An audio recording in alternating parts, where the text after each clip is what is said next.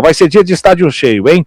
Vamos nessa? Antes disso, vamos cortar a cabeça do Alberto aqui. Não sabe se comportar. Na live, vai pro inferno. Vamos lá, Samuel Brown. Bom dia. Boa tarde já, Samuel. Seja bem-vindo. Pra mim, tá mudo, Samuel. Não tô te recebendo. Deixa eu ver aqui se sou eu. Tá me ouvindo agora? Agora sim, agora você chegou. Salve, salve, Samuel Brown.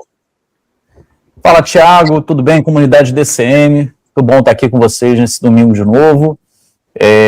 E mais uma vez um domingo cheio de novidades. Já vi que tem muito recado aí para eu responder.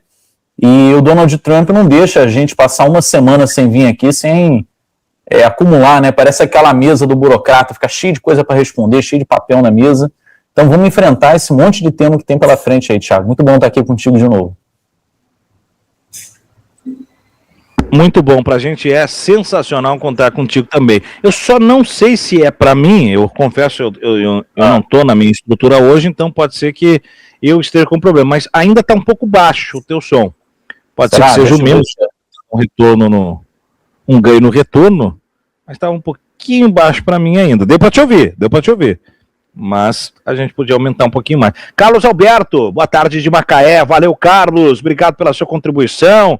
Boa tarde, Samuel e a Carolina Lima. Boa tarde, bom domingo, Tiago e Samuel, Celso.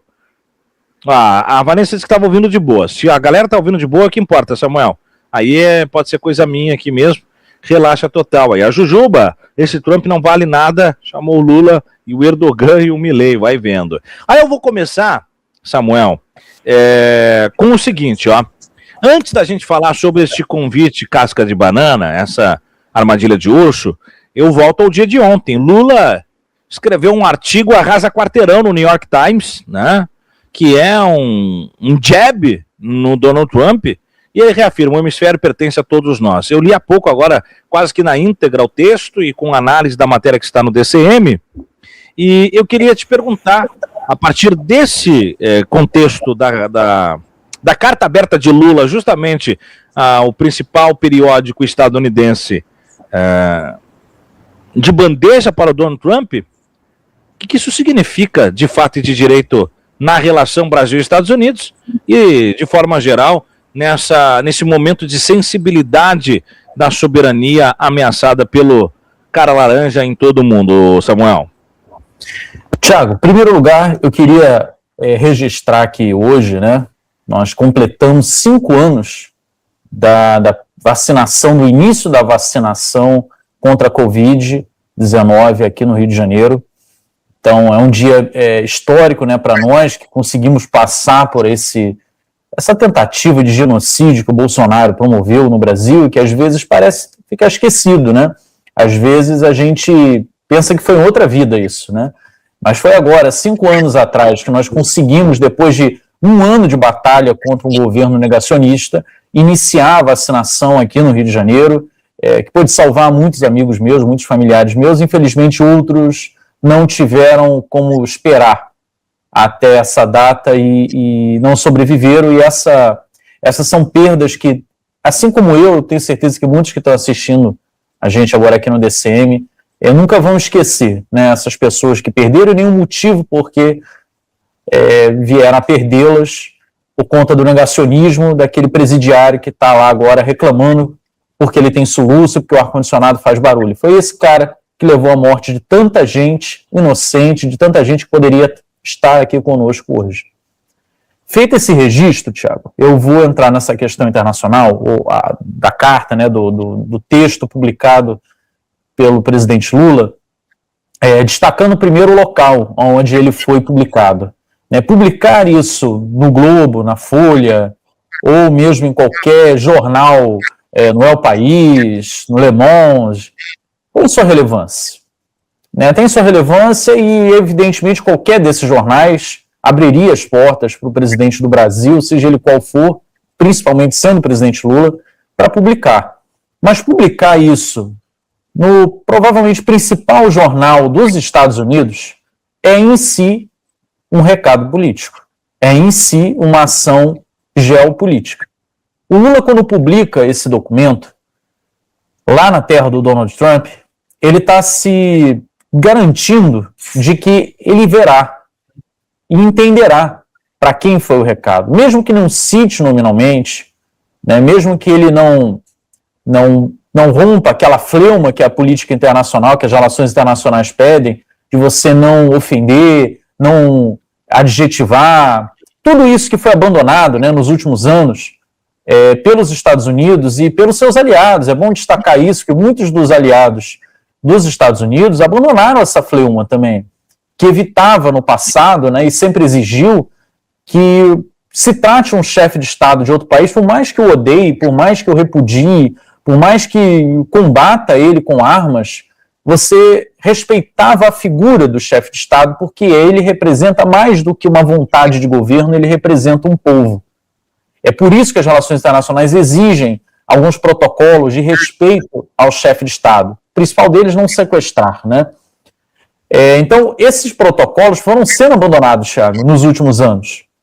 O grande promotor do abandono dessa diplomacia pós-guerra, Segunda Guerra Mundial, são os próprios Estados Unidos. E os aliados dos Estados Unidos que vêm seguindo essa retórica trumpista desde o primeiro mandato do Trump, que não refluiu durante o interregno que foi o governo do Joe Biden. Pois bem, então o Lula não faz isso, o Lula não abandona.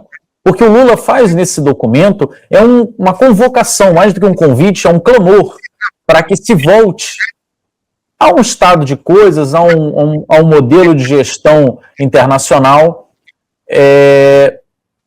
anterior a Donald Trump, ou aquele modelo que ficou caracterizado pela atuação do Partido Democrata e o Partido Republicano até então não tinha tanta força para mudar esse estilo, né? É Trump que muda esse estilo, é Trump que inaugura uma outra fase nas relações internacionais dos Estados Unidos. E o Lula tenta convidar a esse momento anterior, ao momento da multilateralidade, ao momento das instituições do sistema ONU, ao modelo que o Lula aprendeu a conhecer o mundo durante toda a sua vida e durante as suas 2 primeiras presidências. Esse é um modelo que o Lula viu desde criança, que ele aprendeu como sindicalista, depois como dirigente partidário, por fim como candidato a presidente da República e, enfim, como presidente da República. Esse é o modelo que ele conhece, ele aprendeu a surfar por aí. O Lula, como todos sabem, é um autodidata. O Lula não é um cara que fez nenhuma faculdade de relações internacionais, ele não passou para o corpo técnico de Itamaraty, ele aprendeu, primeiro, na política interna, segundo, nos bancos, né, de estudos do sindicalismo, que o sindicalismo tem seus cursos de formação, principalmente com teoria marxista, e ele aplica esse conjunto de conhecimentos o seu próprio modo na presidência da República. Então o Lula sabe surfar nesse mundo, é esse mundo que tornou o Lula uma figura tão conhecida e amada mundialmente. E é para ele que o Lula quer voltar. E por isso o Lula publica, Thiago, nos Estados Unidos, para que o Trump não tenha condição de dizer que não viu, para que o Trump não possa fugir do assunto, mas da mesma maneira ele não ataca frontalmente a figura egóica de Donald Trump. Porque nós sabemos o que significa atacar a figura egóica de Donald Trump. A irracionalidade com que ele responde usando as ferramentas do Estado estadunidense para prover os seus desejos pessoais. Ele tem demonstrado isso ao longo desse primeiro ano de mandato, do seu segundo mandato, né? Muito mais do que no primeiro mandato. Então, eu vou fazendo esse longo introito aqui para apontar para as pessoas que o ato de publicar lá no New York, ele é em si um ato geopolítico.